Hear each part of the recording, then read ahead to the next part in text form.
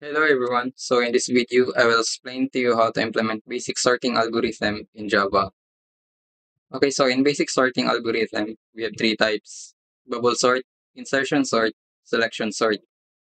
Okay, so we already know how this sorting algorithm works. So in bubble sort, ang first element is i-compare niya ang value sa second element as if mas dako ang value sa second element kay i-swap niya, then compare na sad niya ang ikatulo tas mag-repeat lang ang process hangtod makabutang ang highest values sa iyang right nga index or makabutang sa tumoy sa arrays.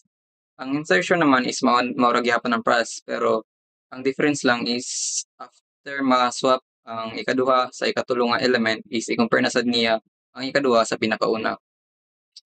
Tas ang selection sort is hanapon niya ang smallest value then i-swap niya sa pinakauna nga index tas repeat lang ang process. So this is the simple code for basic sorting algorithm. So we have here the methods for bubble sort.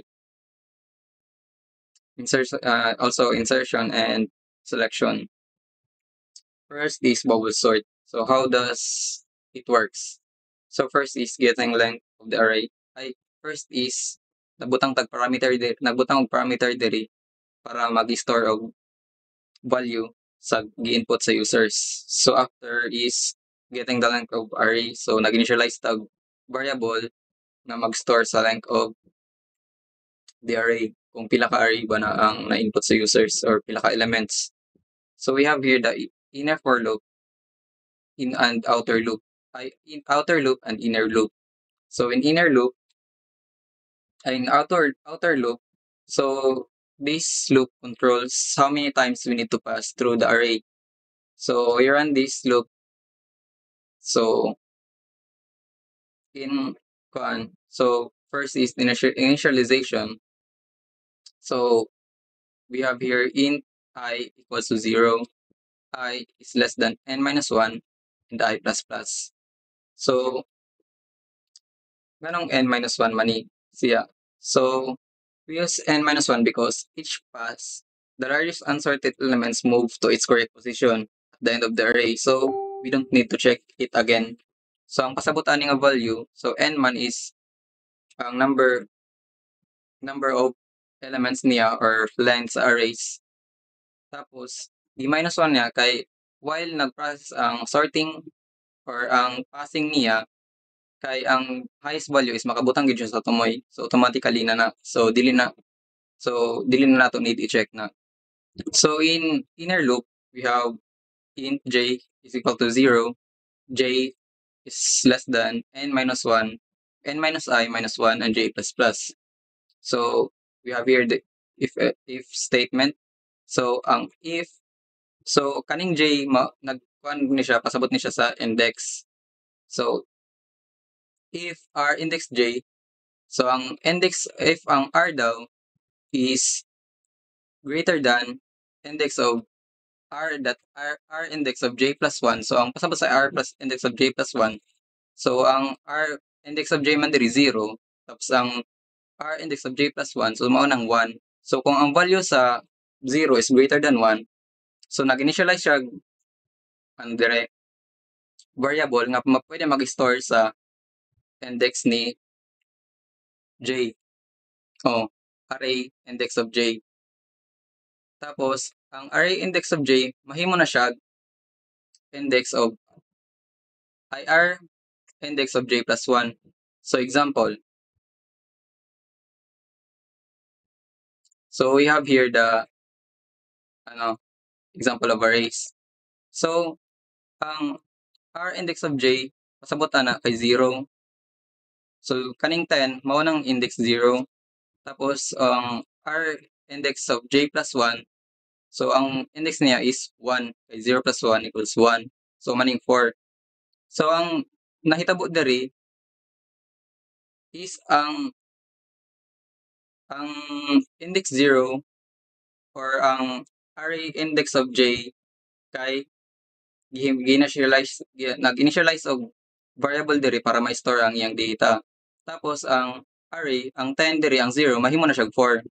So ang nahitabo, 4 na siya, 4, 8, 6, and 3. So asa man tong 10? So ang 10 kay naa na siya sa temp diri sa temp nga variable. After ana, diri sa ubos r index of j plus 1. So index of j plus 1 is 4 man. So equals mahimo na siya temp. So ang value man sa temp kaniha is 10. So mahimo na siya ingani 4, 10, 8, 8, 6, and 3. So repeat lang ang process ana niya. Sa outer for loop man gud ang process niya is nag-ano lang siya ang n-1. Ang pasabutan ng n-1 is kanang kuan lang.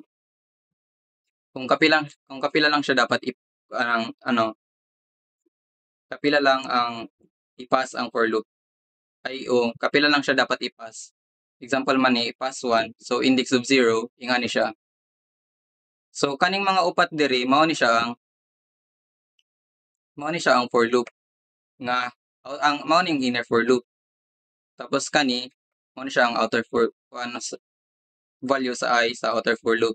Tapos pag nahuman man na siya diri, so pass 1, so ingani ang process niya, first process. Wala pa man ta nahuman kay wala pa na-sort tanan ng algorithm, repeat na sad siya sa process. Na siya pass 2, ikaduha. So ang I niya mahimo na nag-siya 1. Tapos ang murag gyapon ang process. So ang pasabot man sa n-1 kani wala na ni okay na ni siya. So ang anuhan na lang niya is kaning tulo na lang ka elements na sad ang isort niya. Murag gyapon ang process. So mapadayon lang siya 4 og 8. So dili naman siya 4 og 8. So dili naman siya maswap. Tapos swap na sad sa 4 og Tapos sunod 8 na sad, 8 og 6. So iswap ning duha. 6, 8, 3, and 10. After swap na sad 4, 6, 8, 3, 8, 10. So repeat lang ang process niya. Ingana lang ang process niya sa outer for loop. Tapos ang responsible nga pagbalhin-balhin ani mao ng inner for loop. Now let's proceed to the insertion sort.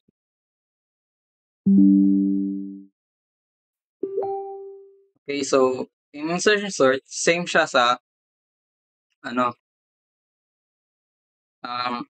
maurag gyapon ang method pero lahi siya implementation na. So how it works, so getting the length of array, so diri gihapon siya ay parameter para sa input ni mga elements. Tapos diri nag-initialize. Tapos diri ang outer loop. So the outer loop starts from the second element index 1 because the first element is considered sorted by itself. So nagsugod siya diri sa 1. Mao ning index niya. Nagsugod siya sa 1. Kay ang 0 nga index i-consider naman na siya nga sorted by itself. After gilimit. So I check niya kung ang I is less than 1 tas I plus plus. Then you have your initialization. So para ma-store ang array ni index I, so gihimuan siya variable. After another variable na sa para sa j. So while j is less than 0 and r index of j is less than k, so dito ang process. So array j index of j plus 1 equals to array index of j. So padayon na ang process niya. So yung ano yung process niya?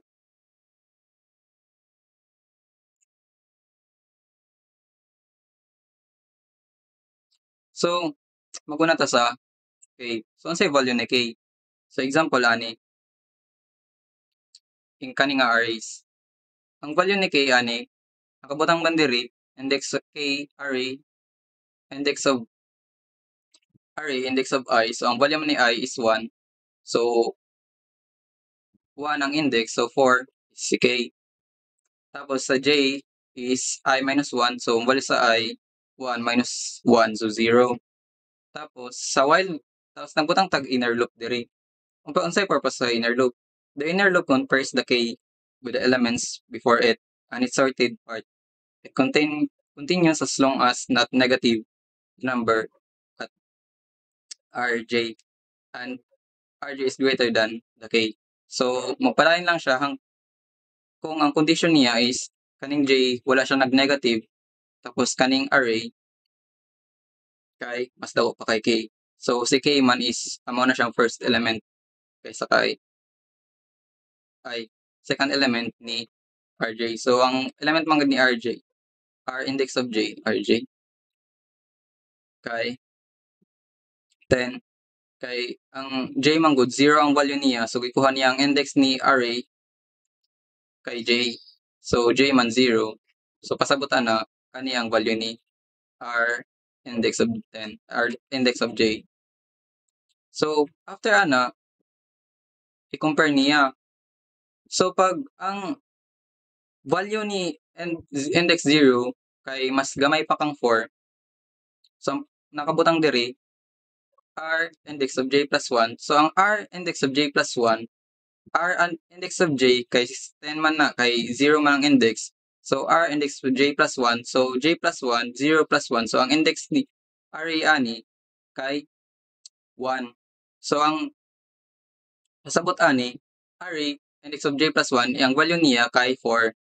Mahimo na siya array index of j. So mahimo na siya 10. So ang 4 ani mahimog 10. Tapos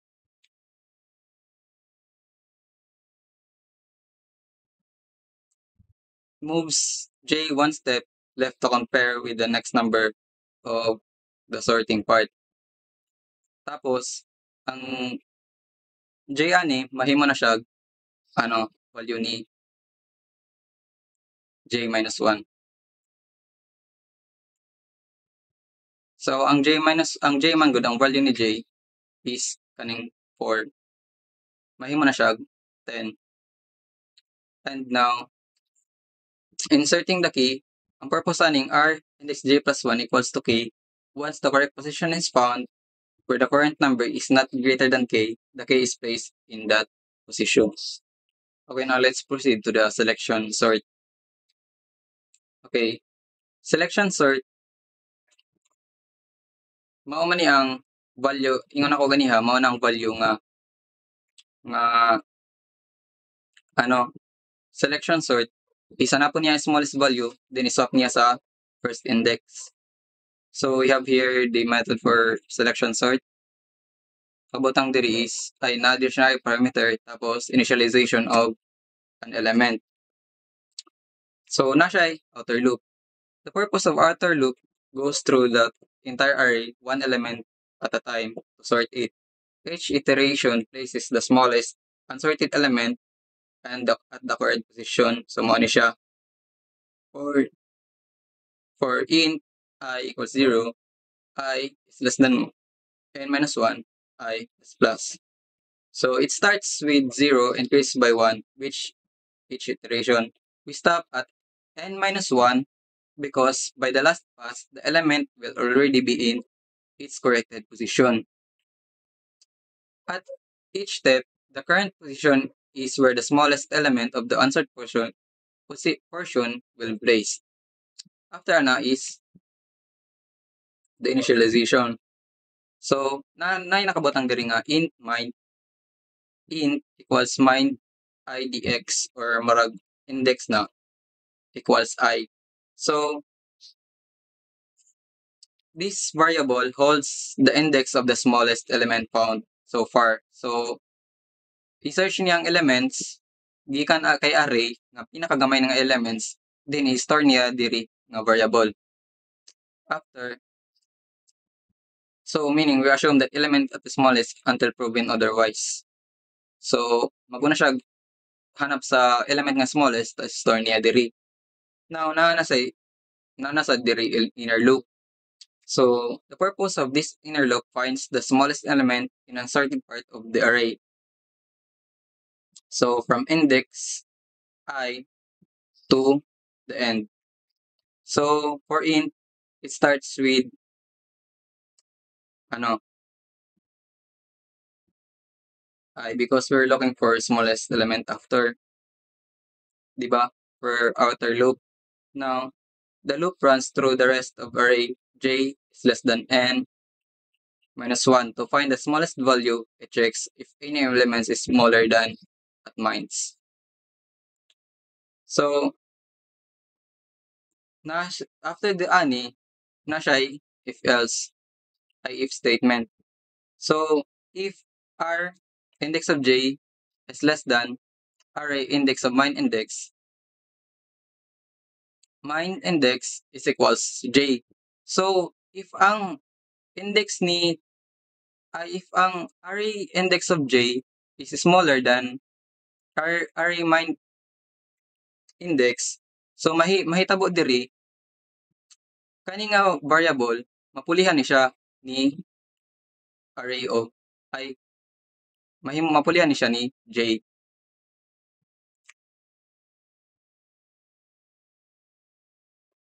So, if array is smaller than the current smallest, so i-update na siya. Then, we have their swap. Na siya variable temp equals to array main index. So, kaning variable ng main index equal na siya as array. So, ang purpose niya is to swap the elements found in main index with the element at the current index.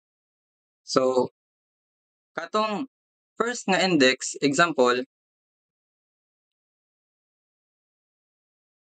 kaning 10 diri, so nahanap man niya ang 3 diri, iswap na siya diri. Tapos ang 10 mahimog ang 3 mahimog 10, tapos ang 10 mahimog 3. Mga explanation na store this morning. Explanation. So, temp array main index store the smallest element in a temporary variable. So, r index of main idx is equals to array I. So, nakita ba diri is the element is placed in the position of the smallest element. Tapos after array index of I is equals to temp, place the smallest element in its correct position at the index. So, maano siya nag-move. After we have the method for print array. So, diri for loop ra manigi call ra niya tong mga value nga input sa arrays. So, ingani siya. And here we have the public main method. So, input the nag-import og nagbuhat og object sa scanner. Then prompt users to enter the list of numbers. Tapos diri read input. So, scanner ang gibutang diri kay tungod there is the entire line list input a single string. So, para maano siya, makakita niyo niya pag rana. So, string input equals to split. So, ang gi-input nimo nga mga value, i-split na niya. I-store siya sa string array. Pagkatapos, mao ni siya. Tapos, nag-initialize na sa dire og int array para ma-convert tong string value to integer value and also an array int array. So diri int array new int, so input dan din kung pila ka buok ang size i-split siya after for loop tapos parse inputs and I. So here we also have choices. So gamit diri is switch. So gi-call out lang tong mga basic sorting algorithm operations nga nasa taas. After auto is i-print niya, i-call out niya diri. So let's run this output. So enter the list of numbers to be sorted. Example, mag-enter tag 40, 10, 45, 60, 30. So bubble sort. So yung Same ra gyapon siya sa ano,